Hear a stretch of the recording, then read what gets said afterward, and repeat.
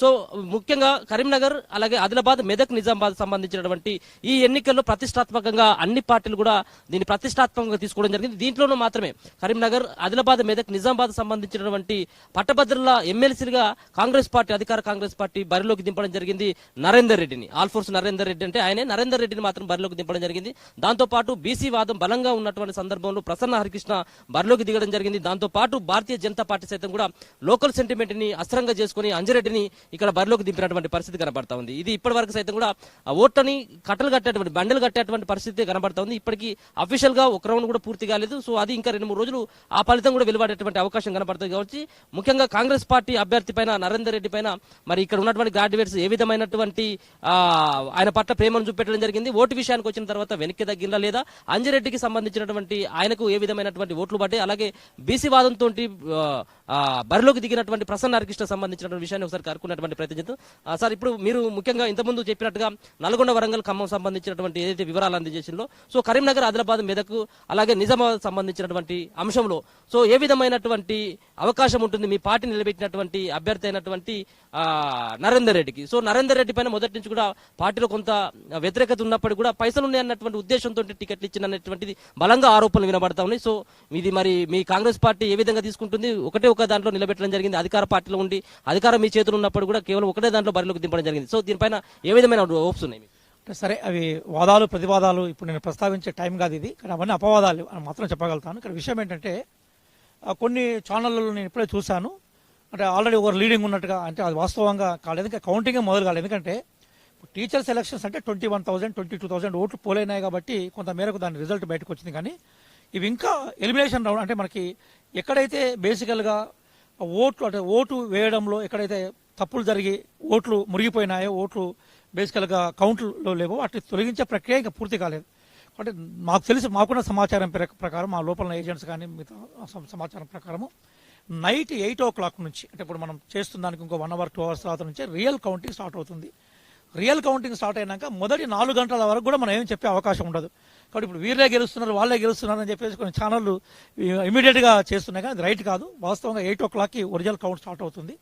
Night 11 గంటల వరకు మనకు క్లారిటీ వచ్చే అవకాశం ఉంటుంది. క్లారిటీ కూడా కాదు, ఆ గ్రాడ్యుయేట్స్లో ఒక బిగినింగ్లో కొంత విషయం తెలిసే అవకాశం ఉంటుంది. అదే టీచర్ విషయానికి వచ్చేటప్పుడు కూడా ఇప్పుడే అదంతా అయిపోయినాక టీచర్ విషయం నైట్ 9 తర్వాత దాని తొలి రూపం తెలిసే అవకాశం ఉంటుంది. ఎందుకంటే ఇంతకుముందు కూడా అయితే కాంగ్రెస్ పార్టీ 2 టీచర్స్ అభ్యర్థులను ఎవరిని పెట్టలేదు అఫీషియల్గా.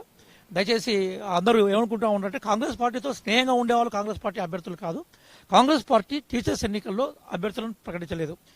కాంగ్రెస్ పార్టీ గ్రాడ్యుయేట్స్ ఎన్నికల్లో కూడా గతంలో జీవన్ రెడ్డి గారు మా సిట్టింగ్ సీట్ కాబట్టి ఆ సిట్టింగ్ సీట్ను డెఫినెట్గా మేము కాపాడుకోవాలనే ఉద్దేశంతో మేము గ్రాడ్యుయేట్స్ మేము అది పెట్టాం.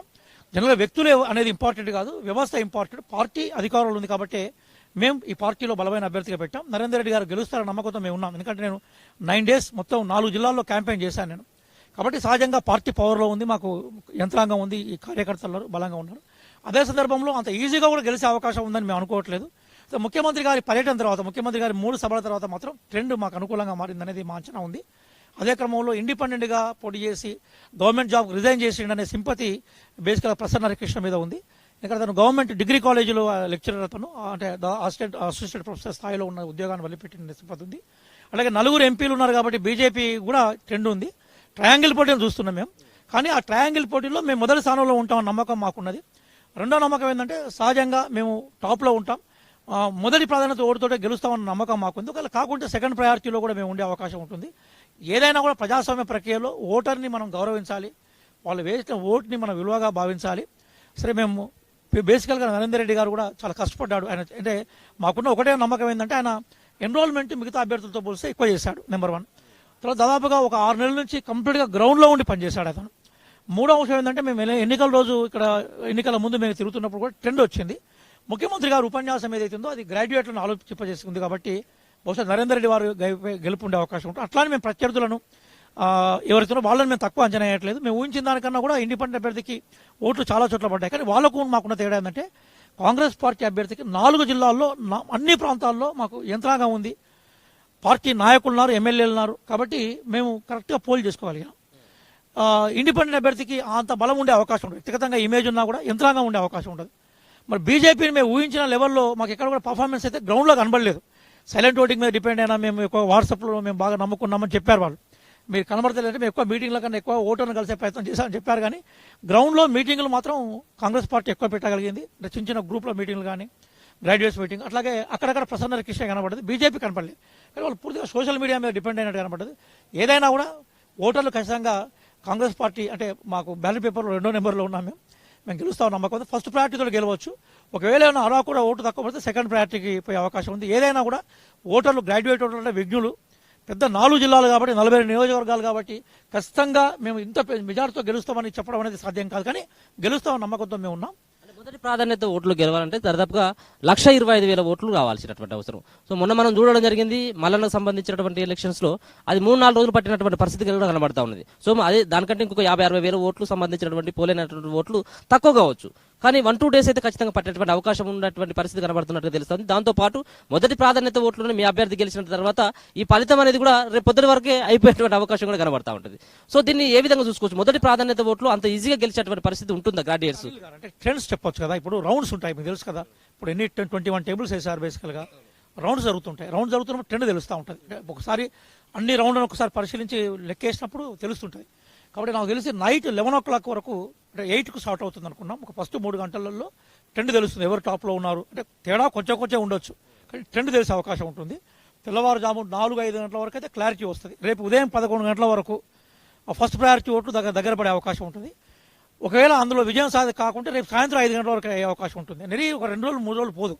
ఎందుకోసం ఫస్ట్ ప్రయారిటీ ఓట్లలో లెక్క తేలినప్పుడు సెకండ్ ప్రయారిటీ పోతాం, సెకండ్ ప్రయారిటీలో లెక్క తేలినప్పుడు థర్డ్ ప్రయారిటీ పోతాం. కానీ నాకున్న అంచనా ప్రకారం ఏంటంటే ఇప్పుడు నేను గ్రాడ్యుయేట్ ఎలక్షన్స్లో పోటీ 3 మధ్యనే ఉంది.